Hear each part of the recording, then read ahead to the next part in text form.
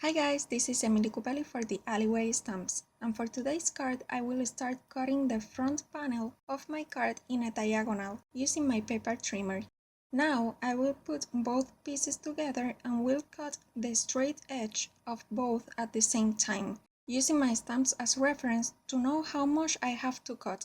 I want this stamp to fit in that area I am cutting out from my cardstock pieces. Then I will make sure they fit inside that diagonal space, and will cut as much as I need in order to get the proper space for my design. We'll end up with my upper piece a bit smaller than the lower piece, which will work great with my layout since I will be stamping my sentiment in the lower piece. Now I will take the mistletoe and candy cane from my mistletoe kisses stamp set and will stamp them on my card base using my Encore ink pad in gold.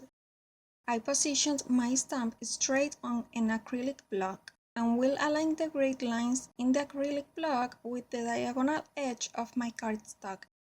You can use gold embossing powder if you prefer, but I loved the final result with this gold ink. Plus this way I avoid warping my card base unnecessarily.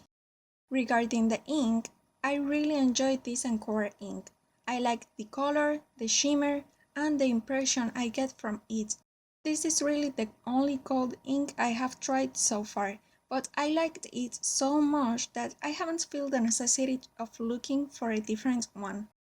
I'm going to add some faux stitching to the edges of my cardstock pieces using my gold gel pen. Since I didn't use a ruler, I feel it doesn't look so neat at the end, which is one of the reasons I will be remaking these parts. For the red parts of my images, I used fire brick, which I kinda ended up regretting.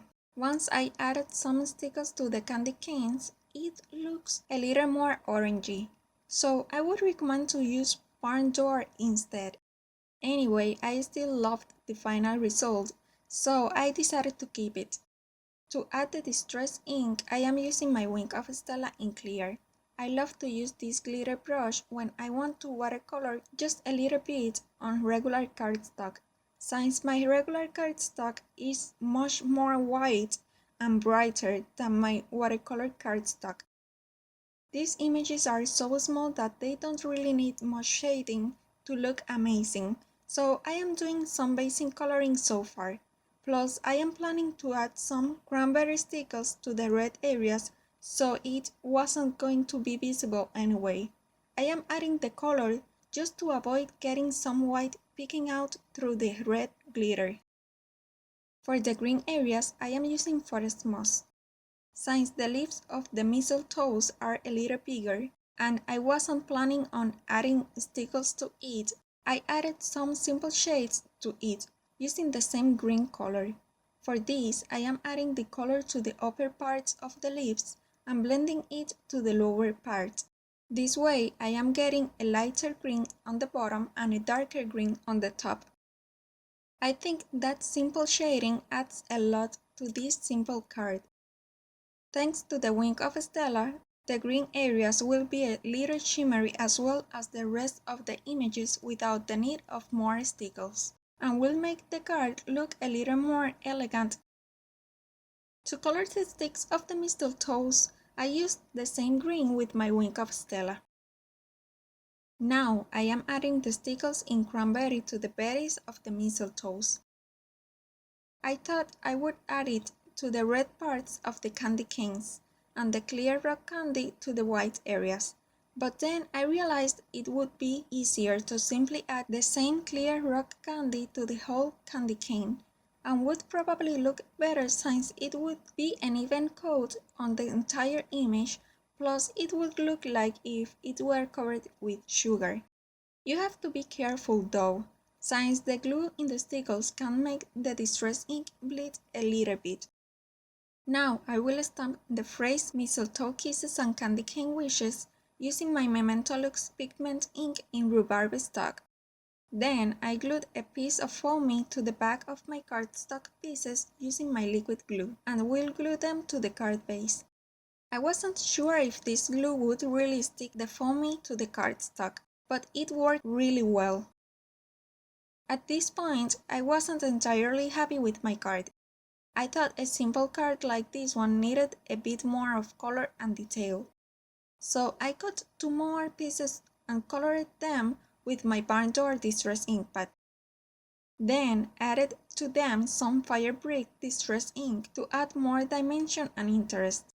For this I have been using my round blending tool. This time I used a ruler and my white gel pen and added the stitched lines only along the diagonal edges. I ended up much happier with the result.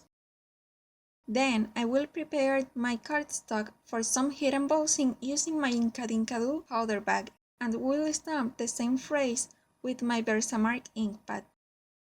I will add some superfine detail embossing powder from Ranger in gold and will go ahead and heat set it with my heat gun. Finally, I glue my pieces to the top of the ones I had already on my card. Here you can see all the shine and how the red panels make the center area pop much more than before. Please give this video a thumbs up if you enjoyed it and subscribe to my channel as well as the TheAlleyWayStamps channel if you are not subscribed yet. Don't forget to visit my blog to see the full list of supplies and more close-up pictures. Here are 2 other videos for you to watch where I used some coffee mugs stamps to create some cards perfect for these cold seasons. Thank you so much for watching and I'll see you next time. Bye!